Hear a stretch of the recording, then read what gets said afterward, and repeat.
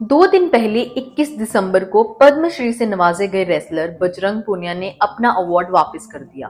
तो वहीं 2016 के रियो ओलंपिक्स में ब्रॉन्ज मेडल जीतने वाली साक्षी मलिक ने 31 साल की उम्र में ही रेसलिंग से रिटायरमेंट ले ली। पर ऐसा क्यों? लेट्स सी कि इस साल हुए जनवरी के अंदर रेसलर्स प्रोटेस्ट का मेजर कारण क्या था और उसके अंदर रिसेंट अपडेट्स क्या है। इस पूरे इंसिडेंट की शुरुआत होती है 18 जनवरी को, जब देश के जाने माने रेसलर्स दिल्ली के अंदर प्रोटेस्ट करना शुरू करते हैं।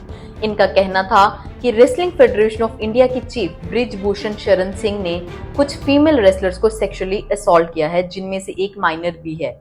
इन रेसलर्स की 2 मेजर डिमांड्स थी।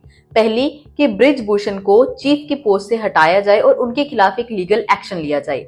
सेकेंड वॉज कि WFI का चीफ किसी फीमेल को अपॉइंट किया जाए। इस पूरे प्रोटेस्ट को लीड कर रहे थे 3 मेजर रेसलर्स, बजरंग पूनिया, साक्षी मलिक और विनेश फोगाट। विनेश फोगाट ने बताया कि लखनऊ में ऑर्गेनाइज हो रहे नेशनल रेसलर्स कैंप से उन्हें कुछ लड़कियों के कॉल आए हैं, जिन्होंने बताया कि वहां का एनवायरनमेंट लड़कियों के लिए बिल्कुल भी सेफ नहीं है और कैसे उनके साथ में सेक्सुअल हरासमेंट हुई है, जिसके बाद स्पोर्ट्स मिनिस्ट्री ने इस कैंप को कैंसिल कर दिया। इस प्रोटेस्ट के 2 दिन बाद 20 जनवरी को स्पोर्ट्स मिनिस्टर अनुराग ठाकुर और इंडियन ओलंपिक एसोसिएशन की हेड मैरी कॉम ने इन रेसलर्स के साथ में बातचीत की और इन्हें एश्योरेंस दी कि इन चार्जेस को इन्वेस्टिगेट किया जाएगा और एक कमेटी भी फॉर्म की जाएगी इन्वेस्टिगेशन के लिए, और तब तक ब्रिजभूषण को अपनी पोस्ट से हटाया जाएगा। इसके बाद रेसलर्स ने प्रोटेस्ट बंद कर दिया और 23 जनवरी को स्पोर्ट्स मिनिस्ट्री ने एक 5 मेंबर कमेटी फॉर्म की, जिसका हेड बनाया गया मैरी कॉम को। इस कमेटी को 4 हफ्ते का टाइम दिया गया इन्वेस्टिगेट करने के लिए, पर यह टाइम पीरियड एक्सटेंड होता रहा और अप्रैल तक इस कमेटी ने कोई भी रिपोर्ट या रिजल्ट्स पब्लिश नहीं किए। इसी से तंग आकर रेसलर्स ने वापस अप्रैल के अंदर जंतर मंतर के सामने प्रोटेस्ट करना शुरू किया।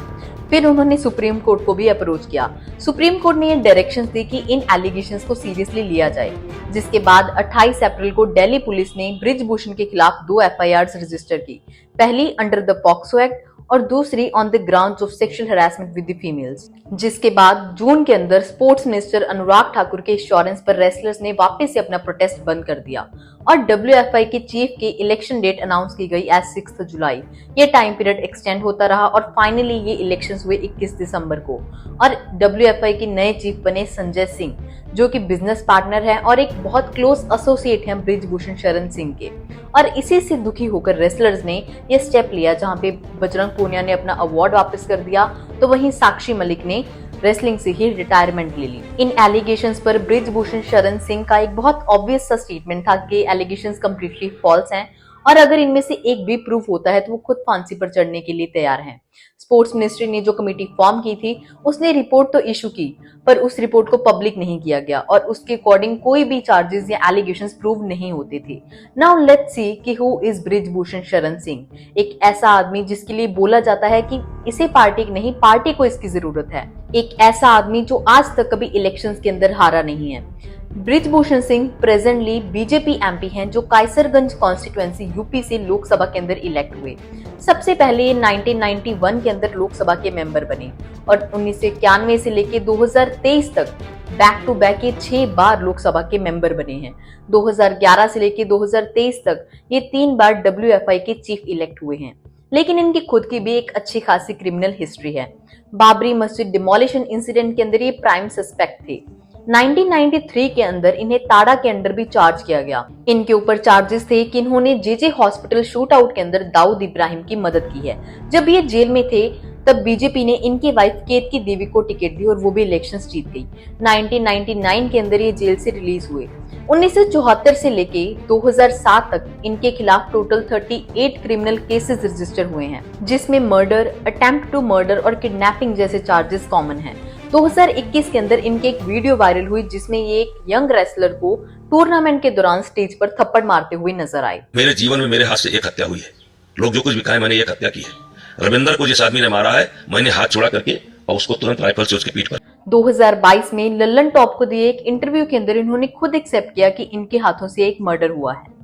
रेसलर्स का कहना है कि ऐसे इंसिडेंट्स का बाहर आना बहुत मुश्किल है, क्योंकि WFI के अंदर इनकी एक मोनोपोली है, जो कि काफी हद तक सही भी है, क्योंकि ये खुद उस फेडरेशन के चीफ थे, तो वहीं इनके दोनों बेटे, इनके दामाद और इनके कुछ रिश्तेदार काफी प्रेस्टिजियस पोस्ट के ऊपर WFI के अंदर अपॉइंटेड थे। तो क्या ये सारी बातें इस बात की तरफ पॉइंट आउट करती हैं कि ये चार्जेस ट्रू हैं? लेट्स सी, ये तो थी स्टोरी की एक साइड। इस स्टोरी की दूसरी साइड सुनना भी उतना ही जरूरी है। कुछ लोगों का कहना है कि ये पूरा प्रोटेस्ट पॉलिटिकली मोटिवेटेड है, जिसमें सबका अपना अपना फायदा है। पर इसमें रेसलर्स का क्या फायदा हो सकता है? लेट्स सी, 2021 के अंदर WFI ने रेसलर्स के लिए नए रूल्स बनाए, जिसमें ये कहा गया कि जो ऑलरेडी ओलंपिक्स खेल चुके हैं उन्हें कोई कोटा नहीं मिलेगा, अब उन्हें भी वापस से बिगिनिंग ट्रायल्स देने होंगे वापस से ओलंपिक्स के अंदर पार्टिसिपेट करने के लिए। और इन रूल्स के साथ में ये रेसलर्स काफी ज्यादा नाराज थे। वहीं 2020 के टोक्यो ओलंपिक्स से विनेश फोगाट को WFI ने सस्पेंड कर दिया था। इसके दो कारण थे। पहला कि उन्होंने एक स्पॉन्सर का लोगो शोकेस किया था, जो कि अलाउ नहीं होता है, एंड सेकेंडली कि उन्होंने बाकी टीम मेंबर्स के साथ ट्रेन करने से भी मना किया था। इसी इनडिसिप्लिन के कारण उन्हें सस्पेंड किया गया। कुछ का कहना था कि इसके पीछे हैं कांग्रेस लीडर दीपेंद्र हुड्डा।